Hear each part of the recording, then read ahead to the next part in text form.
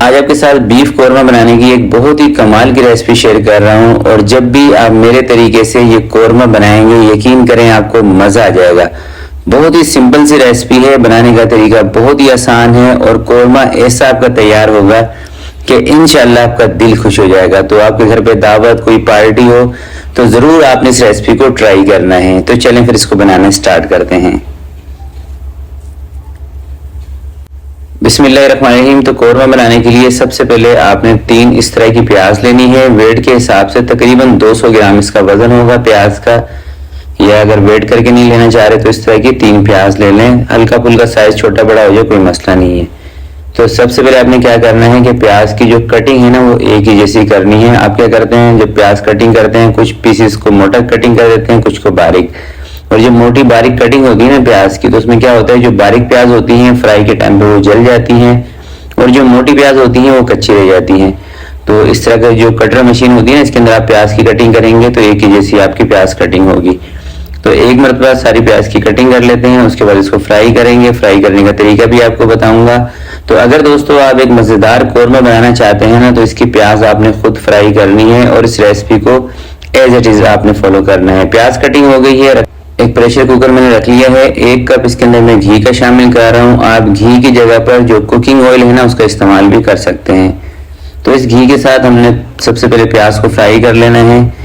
अच्छा, pressure cooker में मैं इसलिए बना रहा हूँ ताकि बहुत सारी मेरी बहनें हैं जो कुकर के अंदर कौरमा बनाना चाहती हैं। पहले मैंने कढ़ाई के अंदर, पतीले के अंदर आपको कौरमा बनाना सिखाया है, मगर आज की रेसिपी प्रेशर कुकर में है और प्रेशर कुकर में आपका टाइम भी बचेगा। तो सबसे पहले आपने चम्मच चलाते हुए प्याज को फ्राई कर लेना है, जिससे नरम हो जाए ना प्याज, फिर बेशक चम्मच ना चलाएं। और जब इस कंडीशन में प्याज आ जाती है फिर आपने इसके अंदर चम्मच चलाना है ताकि जले ना प्याज। इस तरह की प्याज हो जाएगी, आपने चूल्हा बंद कर देना है। और चूल्हा बंद करके जब आपने प्याज को निकालना है तो निचोड़ कर निकालना है प्याज को। इस तरह से ना, जब आप प्याज को निचोड़ के निकालेंगे तो ये फौरन ही क्रिस्पी बन जाएगी। जब प्याज में ऑयल कम होगा तो जल्दी ही क्रिस्पी बन जाती है।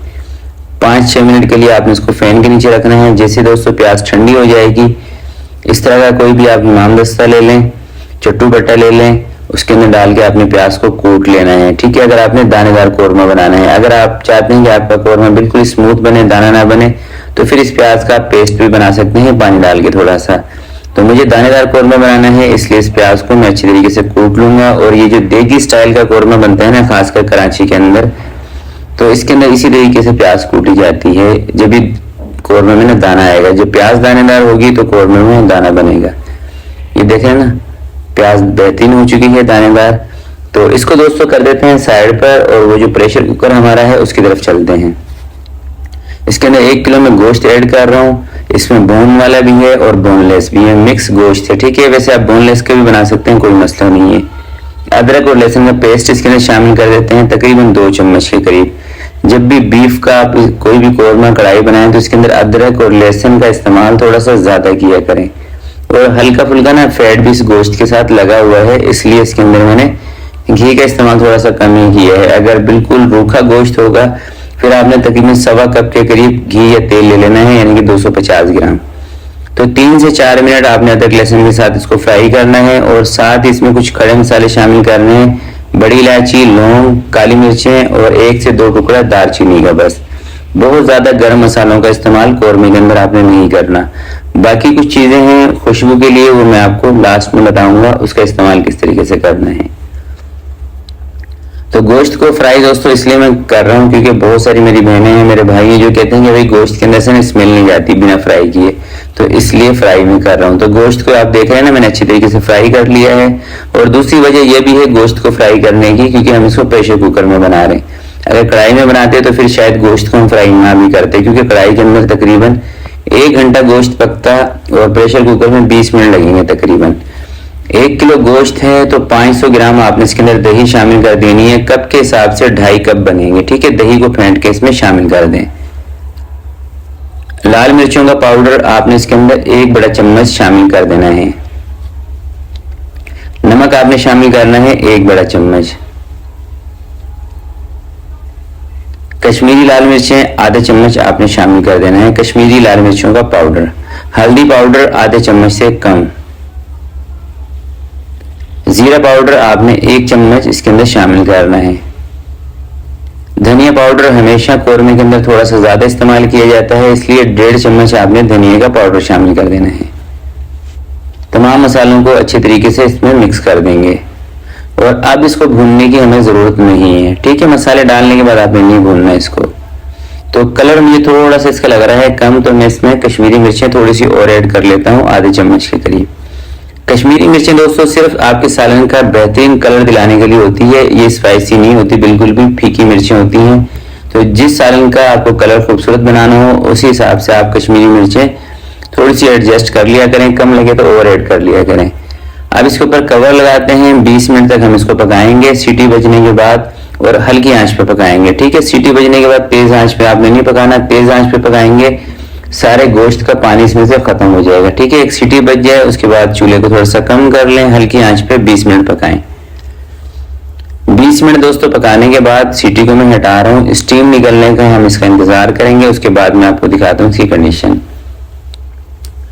कुकर में से दोस्तों स्टीम निकल गई है, अब इसका मैं कवर हटाने लगा हूँ और अब आपको दिखाता हूँ गोश्त की क्या पोजीशन है। तो इसी स्टेज पर सबसे पहले आपने गोश्त को चेक कर लेना है। गोश्त अगर 90-95% गला हो तो ठीक है, अगर गोश्त हो आपका कच्चा तो दोबारा से कवर लगा दें, कोई मसला नहीं है। तो हमारा गोश्त बेहतरीन गल चुका है। इसकी पहचान दोस्तों आप ऐसे भी कर सकते हैं कि अगर गोश्त हड्डियों को छोड़ रहा हो ना तो इसका मतलब है गोश्त गल गया है। तो इसी स्टेज पर आपने जो फ्राई प्याज थी वो इसके अंदर डाल देनी है, और जायफल जवातरी का पाउडर जो मैंने आपको बताया था ना कि खुशबू के लिए इसके अंदर कुछ और चीजें भी हैं जो हम ऐड करेंगे, वो इसी स्टेज पर हम इसमें शामिल करेंगे। अच्छा, प्याज डालने के बाद आपने इसकी भुनाई नहीं करनी, चूल्हा कम कर देना है, हल्की आंच पे इसको पकने देना है, ठीक है। तो ये है दोस्तों जायफल जवातरी का पाउडर, 1/2 टीस्पून आपने ले लेना है। दूसरी जो खास चीज है जिससे आपके कौरमे के अंदर ऐसी खुशबू आएगी कि आपके घर में फैलेगी खुशबू, उसके लिए है केवड़े का एसेंस। केवड़ा एसेंस आपने ध्यान से इस्तेमाल करना है, सिर्फ 3 से 4 ड्रॉप इसमें शामिल करने हैं, इससे ज्यादा नहीं करना, ठीक है। मेरी बात याद रखिएगा, जब भी केवड़े का एसेंस का इस्तेमाल करें इसको ड्रॉप के हिसाब से डाला करें। अगर आप चम्मच भर के डाल देंगे पूरा कौरमा यकीन करें आपका खराब हो जाएगा। तो प्याज डालने के बाद 5 से 6 मिनट तक हमने इसको हल्की आंच पर पका लिया है, और ये देखें इस वक्त ये जो कौरमा है ना हमारा बिल्कुल परफेक्ट हो चुका है। चूल्हा दोस्तों इसका मैंने बंद कर दिया है। जिसे मैंने आपको बताया था ना कि प्याज डालने के बाद ज्यादा देर तक पकाने की जरूरत नहीं है, ज्यादा देर तक पकाएंगे तो बहुत ज्यादा फिर कौरमा आपका ड्राई हो जाएगा। तो ड्राई हमने नहीं करना, हल्का सा ग्रेवी वाला करना था, तो इसलिए मैंने इसका चूल्हा बंद कर दिया है। और ये देखें, सिर्फ आप इसका कलर चेक करें और लुक चेक करें, यकीन करें दोस्तों इसके अंदर से जो खुशबू आ रही है लाजवाब खुशबू है। तो कौरमे के अंदर से जो ऐसी खुशबू होती है ना कि आप कवर हटाएं और खुशबू आपके दिल को लग जाए, तो वो होती है दोस्तों केवड़े के एसेंस की खुशबू, ठीक है। दूसरा होता है जायफल जवातरी का पाउडर। तो ये 2 चीजें आपने लास्ट में इसमें लाजमी शामिल करनी है। और इसी तरीके से रेसिपी को अगर आप फॉलो करके बनाएंगे यकीन करें ऐसा कौरमा आपका बनेगा ना कि आपका दिल खुश हो जाएगा। और यहाँ पे एक और मैं आपको बात बता देता हूँ कि जब भी दोस्तों कौरमा बना रहे हो, चाहे चिकन का हो, बीफ का हो, मटन का हो, तो इसके अंदर जो बाजार की प्याज मिलती है ना फ्राई प्याज, उसका इस्तेमाल आपने नहीं करना है, क्योंकि उस प्याज के अंदर कॉर्नफ्लोर डला होता है, और जब आप उस प्याज का इस्तेमाल करेंगे आपके कौरमे की जो ग्रेवी है ना वो खराब हो जाएगी। कौरमा बनाते वक्त प्याज आपने खुद फ्राई करनी है। तो आज की वीडियो के लिए इतना ही। वीडियो अगर आपको अच्छी लगे तो प्लीज आपने इसको लाइक जरूर करना है।